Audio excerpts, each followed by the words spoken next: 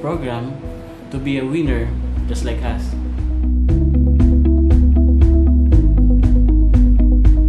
Wealth can be acquired through many opportunities, but health only comes once. Welcome to Infinite Wellness Opportunity Network. Dito po gumaling ako. Imaginein mo, magpapalab ka muna. Talagang totoo na to. Sabi ko kasi lab muna ang kinukuha bago mag-undergo sa sa sinasabi nilang Perla. I guaranteed you guys. Kasi sobrang kakaiba niya. Ang nasa isip ko ay business. So, pag pinasok mo yung isang business, kailangan mo kabisiduhin. Pero later, nung maano ko na yung business, ay hindi lang pala business ang pinasok ko. More than business.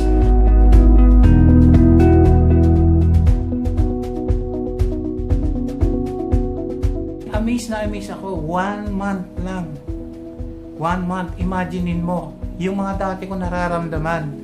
Sabi ko nga, di baling may diabetic ako, pero wag lang ako makakaramdam ng masasakit sa paa ko kasi hindi na ako makakapaghanap buhay. Pero after 1 month, as of now, wala po ako nararamdaman. Nakakapag-long drive po ako kahit motor po yung gamit ko, kahit yung sasakyan namin, kotse. Normal na lahat yung blood works ko. Before the program, madali ako mapagod. Minsan, nahihilo pa nga ako kasi na-acid ako. Lagi ang migraine. Kasi, wala kang exercise. Tapos, mainit ang ulo mo. Maraming nabago. Ako, na-experience ko. Gumanda. Bumaba lahat ng mga matataas na blood works ko. Kaya, yun. Maganda na yung result nung aking blood chem. Nagkaroon na ako ng gain. Nagkaroon na ako ng pagbabago sa katawan, sa isip, at sa aking kaluluwa. Siguro, dito ako dinala ni God. Nung di pa ako nag-undergo ng program, yung naramdaman ko sa katawan ko, madalas akong manakit ang likod ko. Tapos, mabigat yung katawan ko. Tapos, madali akong antokin. Tapos, mabilis din akong mapagod. Nung nag-change ako ng lifestyle dahil sa pagkain ko ng gulay, nakatulong talaga siya ng malaki sa akin. Ang BP ko po bago ako sumunod sa protocol ni Dr. Barona is 150/120. So, hindi normal yon, dangerous para sa isang katulad ko. Ang aking po BP, with the help of our Lord, 110/70. So, doon ako naniwala. Ano ba ito? Ganun lang ba? Pero, sa awa po ni Lord, talagang naniwala po ako. Bakit? Wala akong tinitake any synthetic medicines, any supplements. Hindi po ako nag-take. Nasanay din na rin ako ng pag-akyat pa na o ganun nakadali. Kasi nga, magaang na yung timbang ko.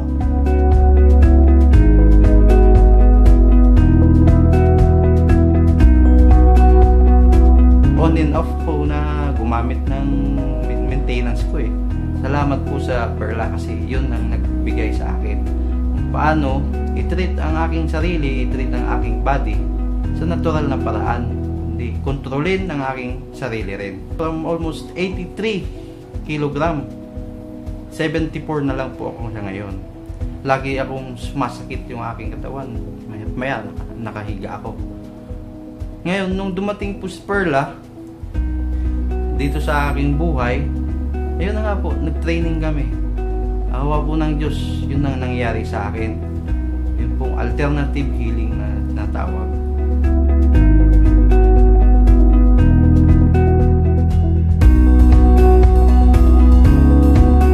Napasama po ako sa participants ng Perla. Tapos doon ko po nalaman yung mga lifestyle ko po pala ay hindi po maganda. So nakita po sa laboratory ko na mataas po yung unang-una po yung FBS. Yung FBS ko po ay maabot po ng 376. Yun po yung fasting blood sugar.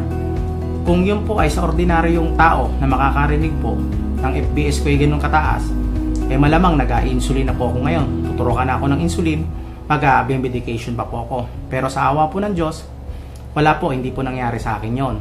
So ngayon, after 21 days sa program ng Perla, bumaba po yun considerably. After 5 days, naging 245 po yung result. And then, another 5 days, naging 189. And then, instruction po sa akin ni Dr. Barona, ay ako daw po ay kumain after 2 hours. So after 2 hours, lumabas po ulit yung result ko. Nagpa-test po ako ng RBS, ang lumabas po is 174. So sabi ko, bakit imbis na tumaas, nag-shoot down pa sa pababa? So ang explanation po doon, yun daw pong pagkain na inintake ko sa katawan ko, mabilis pong pumasok sa blood vessels ko. So ibig sabihin no, nagre-react po ng maganda sa katawan ko. So and then, tapos ko po yung program for 21 days, ang result po, bumaba po ulit ng 168. And then the rest is history. Yung mga LDL ko po, bumaba from 225, yung po tinatawag natin bad cholesterol, bumaba po siya ng 152. Almost nasa level na po ng normal. So, then at marami pa po yung mga laboratory ko nandun na nagsibaba po sila considerably. So, ang laki po ng pasasalamat ko dito sa Perla dahil po ang lifestyle ko po noon, kain lang po ako ng kain, inom dito, kung ano-ano pong mga pagkain yung ini-intake ko, di ko po pala alam na yun po pala nakakapagpasama po ng pakiramdam natin.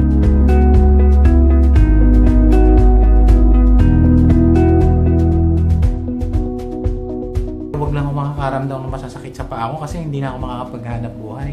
Pero after 1 month, as of now, wala po ako nararamdaman, nakakapag-long drive po ako kahit motor po yung gamit ko, kahit yung sasakyan namin, kotse. 48 years old na ako. So, sa akin, siguro, ito na yung pinakamagandang blessing na naibigay sa akin ni Lord. Then nagpa-check up uli ako, then lumabas yung result. Maganda na yung result nung aking blood chem, lahat nag-improve.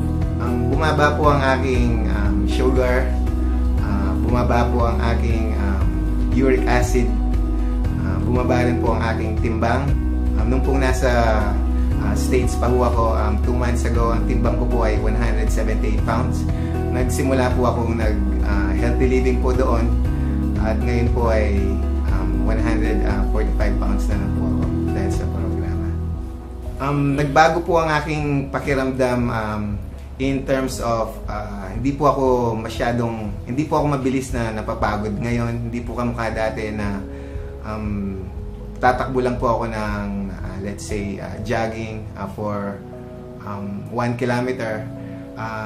Pagod na po ako noon, pero ngayon parang bumalik po yung aking stamina and health. Yung unang pre-test namin, so actually flying colors sila lahat, uric acid, cholesterol, LDL, halos lahat. And then after ng program, which is 4 weeks namin in-experience yun, bumaba lahat. Nung una, ang bigat-bigat ng katawan mo, yan, yung mabilis kang mapagod, palagi kang tulog, wala kang energy. And then, yun, nung natapos namin yung program, yung post-test namin, nung bumaba na lahat ng mga hindi magandang resulta, yun na, energetic ka na, mabilis ka nang mag-isip, alert ka na. Nag-start ako 83 kilos, and then ngayon naglalaro na lang yung weight ko sa 76. Nagbago yung result, yung cholesterol, and yung talagang malaking nagbago is yung uric acid ko. Bumaba talaga siya. Buong akala ko yung munggo is mataas sa uric, so yung part of my diet is beans, which is pababa sa akin ng uric. So I will continue this, and I'm excited na for the next month, yung result ng uric ko is bababa pa. Ako, meron po akong 2 kids. I would like them to have this opportunity as well para at least ma-experience nila ano yung importance ng pagkain ng gulay and fruits. Yun yung kinaganda ng programa. Yes. Maipapasa natin sa mga hindi lang nakakoncentrate kasi sa atin, nakakoncentrate sa mga and then we could pass it on to our relatives. Right. Hindi lang sa mga relatives, sa mga iba pang taong nakakasama. Of course.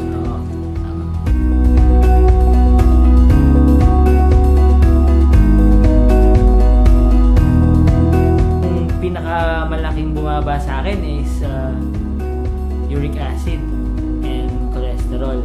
At syempre, proud na proud ako, bumaba yung weight ko. lahat ng mga fans ko nasusuot ko na kasi laki ng binaba talaga. Kaya napaka-effective ng program na in-undergo namin.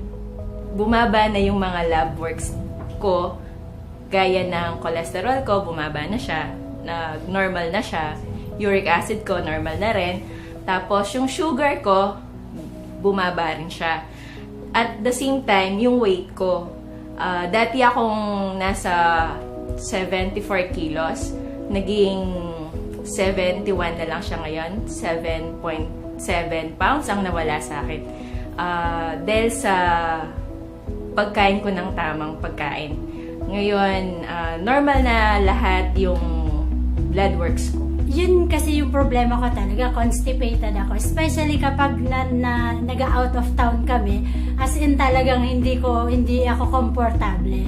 So yun yung naging problem ko. So after 2 weeks na ginagawa namin yung program, diba? Sabi nga, lifestyle, kailangan talaga adjust ka, baguhin mo kung ito yung dati. So medyo babaguhin mo siya. Pero ang good thing mo po nito, after 2 weeks, sobrang alam mo yung pagkagising ko sa umaga, tapos ginagawa ko lang yung program kasi meron po kaming, anong tawag dito, yung ginagawa sa umaga pagkagising. So, after nun, alam mo yun, talagang tinatawag na kaagad ako. So, sobrang dun po ako nagulat and even nakita ko talaga yung difference ng bowel movement ko before and after. Gumaang yung pakiramdam ko. Yung dati kong hindi nagawa ko na. Sa pag-akyat sa aming hagdanan, may second floor po yung house ko, hindi na ako hinihingal. Ganun nakadali kasi nga magaang na yung timbang ko. Ako po si Robin. I'm Toby. I'm Junie. Lloyd. I'm Deb. And we are One Angeles Group. Meron po akong addiction sa alcohol.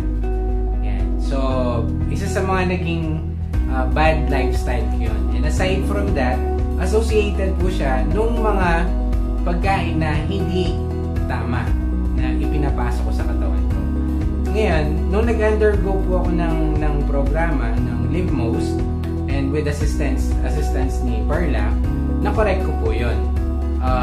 Marami akong natutunan, marami akong na-correct sa lifestyle ko, sa pagkain, and then na-overcome ko rin yung sa addiction ko sa alcohol. So, yun yung malaking role na naitulong sa akin. Ako, same ako ni Robin. I have addiction with coffee naman. Especially yung content ng sugar ng coffee dahil aside from the coffee itself, nalagay ko siya ng creamer and sugar. Food lover po ako. Mahilig ako sa sweets. Mahilig din po akong kumain ng fast food. Nung pong nag-undergo ako dito sa program na to, malaki po yung naging changes sa lifestyle namin, ng buong family ko po. Kasama po yung mga anak ko. Yung pagluluto po, naging big challenge po siya sa akin. Kasi dahil dati kang nagluluto ng masarap na meat, babaguhin mo siya ng mas masarap na vegetables na may kasamang fruits. Yun lang, sabi ko, maalis lang yung mga ganun nararamdaman ko. Ang ano ko na nun, mabibless ako dahil una-una si Lord siguro ay nagpakita ng ganitong klase ng opportunity. 2011 po, na-diagnose po ako na ako po ay isa sa diabetic. Yung tuhod ko, yung aking ilalim ng paa, parang sinusunog, mainit. So, sa hirap na naramdaman ko na yun since 2011, kahit na ano pa yan, susubukan ko. Sabi ko sa sarili ko, minsan hindi ako makatayo eh. Imaginein mo, sir, may nangyari.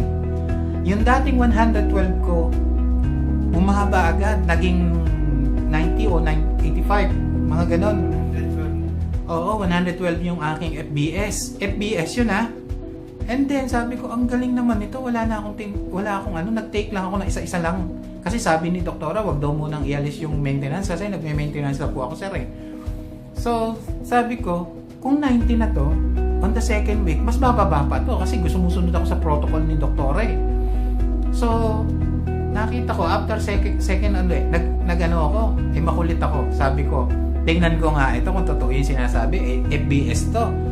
Tingnan ko nga pag pa-RBS naman ako o yung tinatawag na random blood sugar. So, kumain ako na marami. Pero yung kinain ko, sangayon pa rin to sa protocol ni doktora. Kaya lang dinamihan ko. Sabi ko, tingnan ko nga kasi EPS yun eh. So ngayon, ang ginawa ko, kumain ako, and then after 3 hours, saka ako nagpunta ng ospital, nagpa-check ako, nag-RBS ako. Eto na yung naging ano, problema to ha.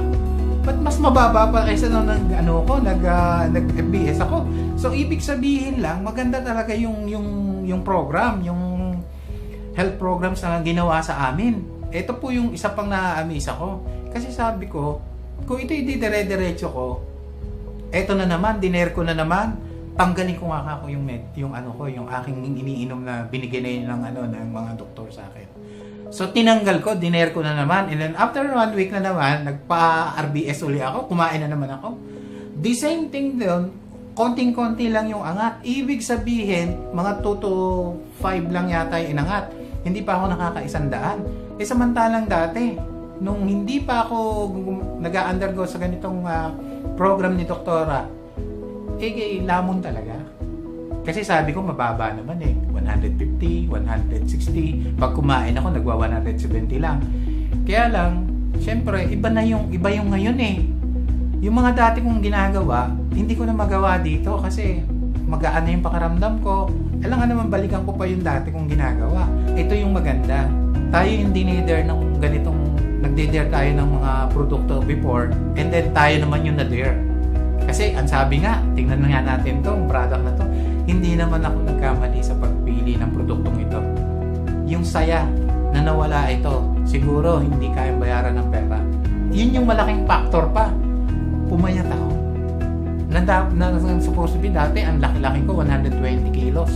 So ngayon, nagpatimbang uli ako, 100 na lang.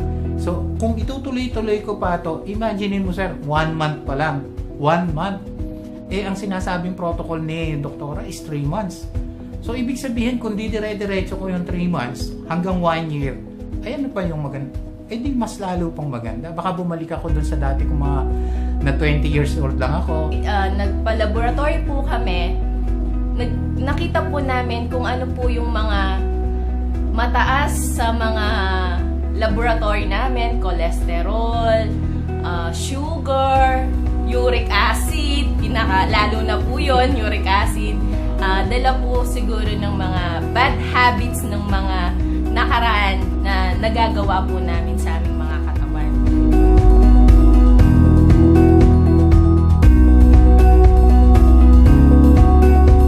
Ito na yung pinakamagandang blessing na naibigay sa akin ni Lord na nakatagpo ako ng isang produkto na hindi ko talaga siya iaalis sa aking tabi. Napakaganda na naitulot ng pag-undergo namin dito sa Live Mo sa program. I-apply natin kung kayo ay talagang gustong gumaling.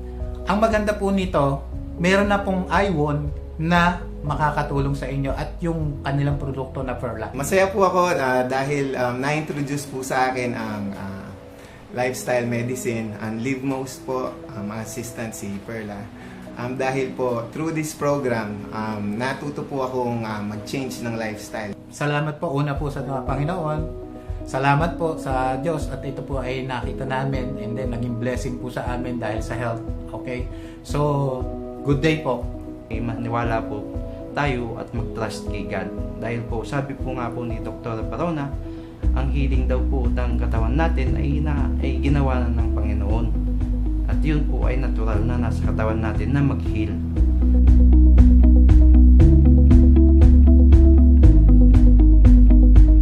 Sa mga nakakapanood po ng video ito, subukan niyo po yung protocol ng Perla. Pwede po kayong mag-inquire o mag-join sa pamamagitan po ng iWon.